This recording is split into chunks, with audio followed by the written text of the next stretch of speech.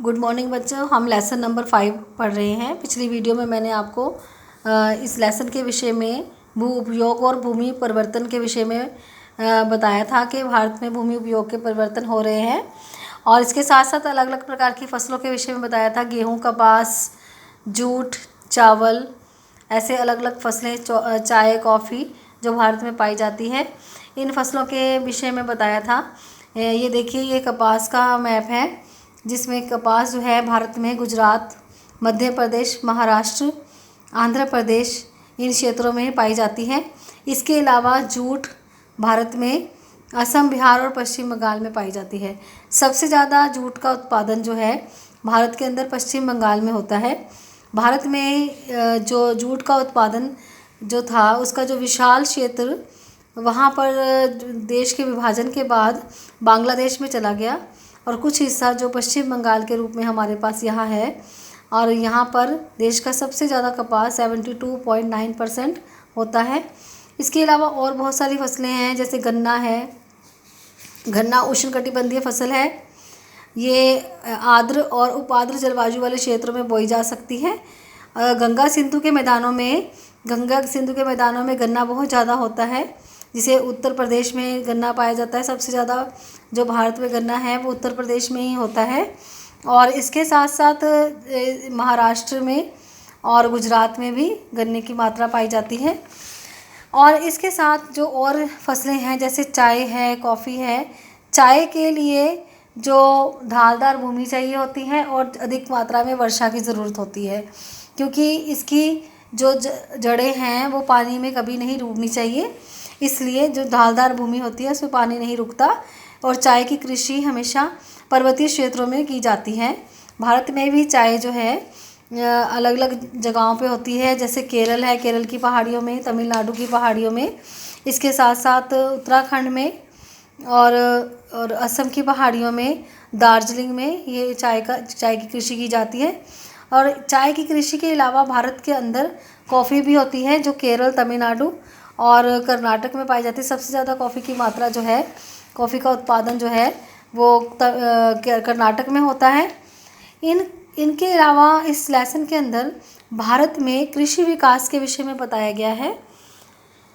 भारत में कृषि का विकास स्वतंत्रता के बाद ज़्यादा हुआ है। स्वतंत्रता से पहले यहाँ पर कृषि सिर्फ निर्वाह योग्य होती थी, लेकिन धीरे धीरे जैसे स्वतंत्रता हुई, देश का विभाजन हुआ, कुछ हिस्सा पाकिस्तान में चला गया। जो ज़्यादा सिंचित भूमि थी देश की वो पाकिस्तान में चली गई और यहाँ पर बहुत कम मात्रा में सिंचित भूमि रह गई। और इसके साथ साथ यहाँ पर बहुत ज़्यादा सरकार के द्वारा कार्य किए गए, जिससे देश के अंदर कृषि का उत्पादन बढ़ाया गया। खाद्यान्न फसलों के उत्पादन को बढ़ाने के लिए देश के अंदर व्यापारिक फसलों को की जो उपज है उसकी जगह खाद्यान्न फसलें उगाई गई और इसके साथ साथ कृषि गहनता को भी बढ़ावा मिला। और कृषि योग्य भूमि, जो पड़ती भूमि है, बंजर भूमि है, उसे कृषि योग्य भूमि बनाया गया। उसमें अलग अलग तरह के रासायनिक पदार्थ, कीटनाशक दवाइयों का इस्तेमाल करके, उर्वरकों का इस्तेमाल करके वहाँ पर बहुत अधिक मात्रा पे कृषि की जा रही है। इन चीज़ों के अलावा भारत के अंदर अलग अलग तरह के कार्यक्रम चलाए गए, जैसे गहन कृषि जिला कार्यक्रम और गहन कृषि क्षेत्र कार्यक्रम चलाया गया, जिसमें अलग अलग जगहों से जो है लोगों को शिक्षा दी जाने लगी ताकि वो अपने खेतों में उत्पादन को बढ़ा सकें। और हरित क्रांति के द्वारा देश में कृषि के उत्पादन को बढ़ाया गया। हरित क्रांति से तात्पर्य है कृषि उत्पादन में उस तीव्र वृद्धि से है जो ऊंची उपज देने वाले बीजों का, रासायनिक उर्वरकों का और नई नई तकनीकों का प्रयोग करके उत्पादन को बढ़ाती है। और देश में कृषि के विकास के लिए सबसे पहले हरित क्रांति, नंबर 2 है सिंचाई के साधनों में वृद्धि, जैसे छिड़काव द्वारा और ड्रॉप मेथड जो है उसके द्वारा सिंचाई के साधन हर जगह उपलब्ध कराए गए। जहाँ पर पानी की कम मात्रा होती है वहाँ पर भी छिड़काव विधि द्वारा कृषि की जाने लगी। छिड़काव विधि में खेतों में पानी को छिड़का जाता है, स्प्रिंकल किया जाता है और जिससे पानी की कम मात्रा यूज़ होती है, पानी वेस्ट भी नहीं होता। इस तरह से सिंचाई के साधनों में वृद्धि की गई और हरित क्रांति नए नए बीज और नए नए उर्वरकों के साथ और खेतों का जो मशीनीकरण करके उत्पादन को बढ़ाया गया। इस तरह से भारत के अंदर कृषि का विकास हुआ। इसके अलावा और बहुत सारे कार्य जो किसानों के लिए किए गए, जैसे किसान क्रेडिट कार्ड योजना, जिसमें किसान की अगर फसल खराब हो जाती है या फिर उसका उत्पादन घट जाता है या फिर कृषि का विस्तार करना चाहता है, ऐसे कार्यों के लिए वो ऋण ले सकता है। किसान क्रेडिट कार्ड योजना बनाई गई और इसके साथ साथ कृषि में कृषि सेवा केंद्र भी स्थापित किए गए। इनके द्वारा क्या होता है कि ये सेवा केंद्र जहाँ पर किसानों को अच्छी किस्म के उपकरण उपलब्ध कराए गए और उन्हें तकनीकी जानकारी दी गई। कृषि कार्य में काम आने वाले उपकरणों में जो भी पाई जाने वाली कमियां हैं उसके बारे में उन्हें जानकारी दी गई और साथ साथ उन्हें कमियों को दूर करने के लिए भी सुझाव दिए गए। कृषि को यंत्रीकरण किया गया। जो काम पहले हाथों से होता था उस कृषि का काम मशीनों के द्वारा किया जाने लगा। राष्ट्रीय कृषि बीमा योजना शुरू करी गई, जिसके अंदर प्राकृतिक आपदा के कारण फसल नष्ट होने की स्थिति में किसानों को वित्तीय सहायता दी जाने लगी और सरकार के द्वारा चकबंदी करवाई गई। चकबंदी क्या होती है? जब छोटे छोटे खेतों को जोड़कर बड़े बड़े खेत बनाए जाते हैं, उसके साथ क्या होता है, बड़े फॉर्म्स तैयार करके उसके ऊपर यंत्रीकरण किया जाने लगा, मशीनों द्वारा काम किया जाने लगा और जिससे उत्पादन बहुत अधिक मात्रा में होने लग गया। इस तरह से छोटे छोटे खेतों को बड़े खेतों में चेंज किया जाने लगा। ये सारे जो कार्य हैं कृषि के विकास के लिए किए जाने लगे।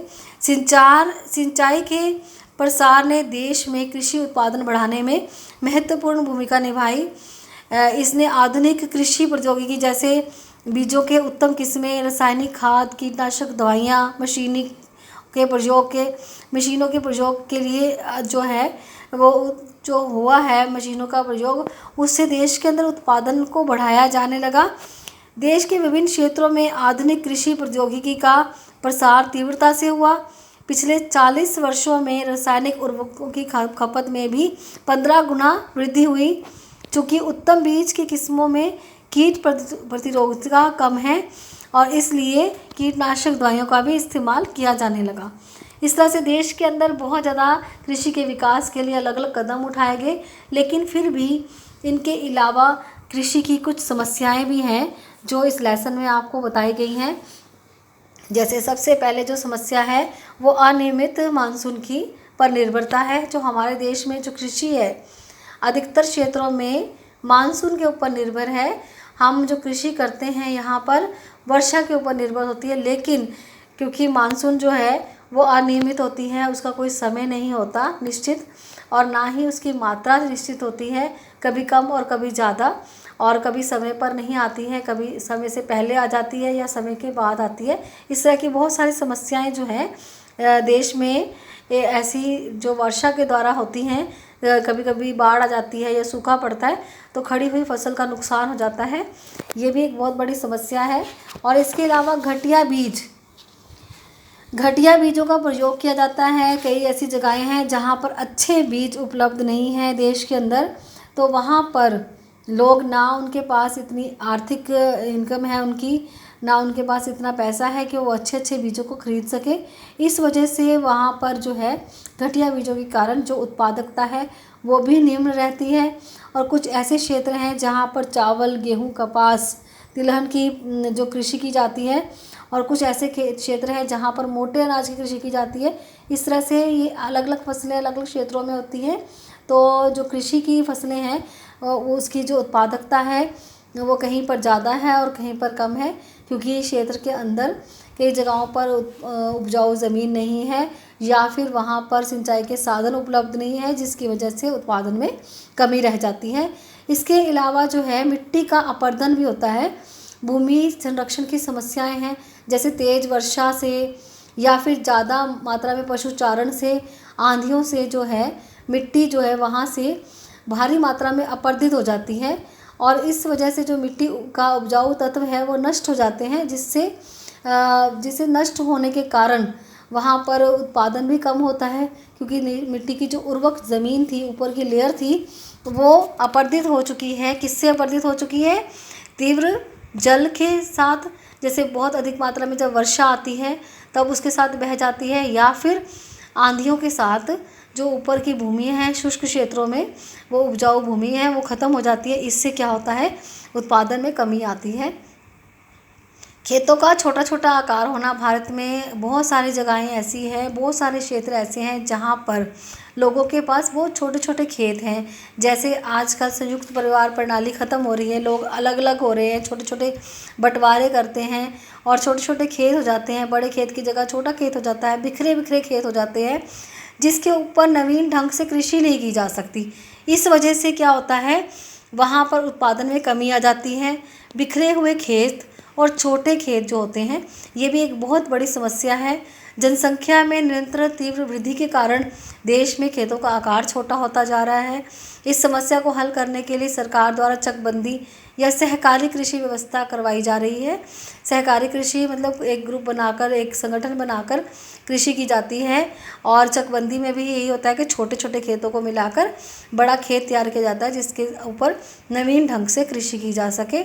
और इस भारत में जो किसान है वो भी रूढ़िवादी है, वो अपने भाग्य पर विश्वास करता है, वो अच्छे तरीके से कृषि नहीं कर पाता है क्योंकि उसके विचार जो है पुराने हैं, अशिक्षित है, नवीन विधियों का उसको ज्ञान नहीं है और इसलिए वो प्रयोग नहीं करता, जिससे उत्पादन में कमी आ रही है।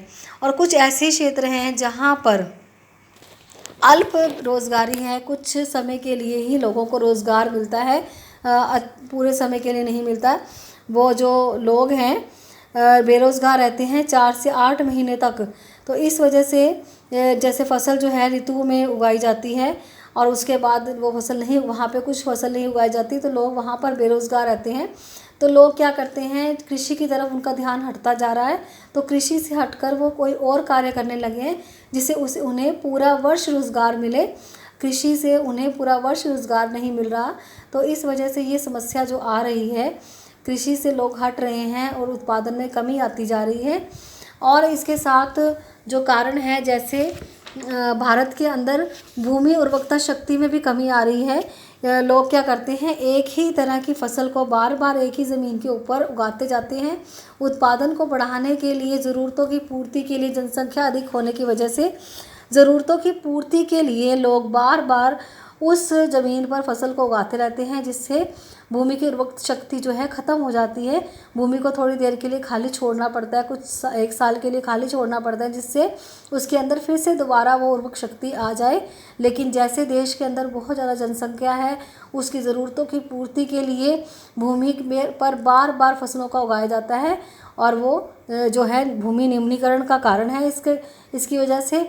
और धन की अपर्याप्तता है, जैसे मैंने आपको पहले भी बताया है कि देश में बहुत सारे लोग ऐसे हैं जो गरीब हैं और उनके पास पैसा नहीं है ताकि वो अच्छी अच्छी मशीनें खरीद सकें, अच्छे अच्छे बीज खरीद सकें, जिसकी वजह से उत्पादन में कमी आ रही है। इसके अलावा भारत के अंदर पशुओं की भी दयनीय स्थिति है। जो पशु हैं वो भी अच्छी स्टेट में नहीं है, क्योंकि आपको पता ही है कि कृषि में पशुओं की भी मदद होती है, पशुओं के द्वारा भी बहुत सारे कार्य लिए जाते हैं। अब पशु जो है वो अच्छी कंडीशन में नहीं है, वो उनको अच्छे ढंग से चारा नहीं मिल रहा, उनकी देखरेख अच्छी ढंग से नहीं की जा रही, इस वजह से जो कृषि में जो उनका कार्य है वो अच्छे ढंग से नहीं हो पा रहा, तो उत्पादन में कमी आ रही। ये भी बहुत एक बड़ी समस्या है जो देश के अंदर देखी जाती है। और इसके अलावा जो कृषि योग्य भूमि है उसका निम्नीकरण बहुत इस वजह से भी होता है, जैसे कृषि के ऊपर मैंने आपको बताया है कि बार बार ज़मीन को कृषि करते रहना, उसके अंदर उर्वरक शक्ति ख़त्म हो जाती है।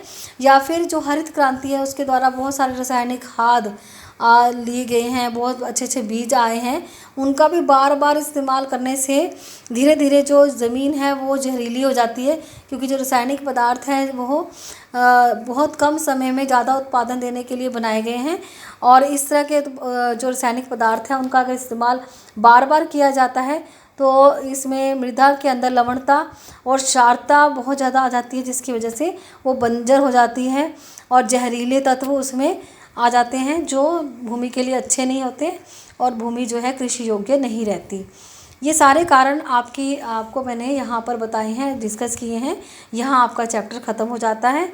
आप इस चैप्टर को ध्यान से पढ़ें और समझें।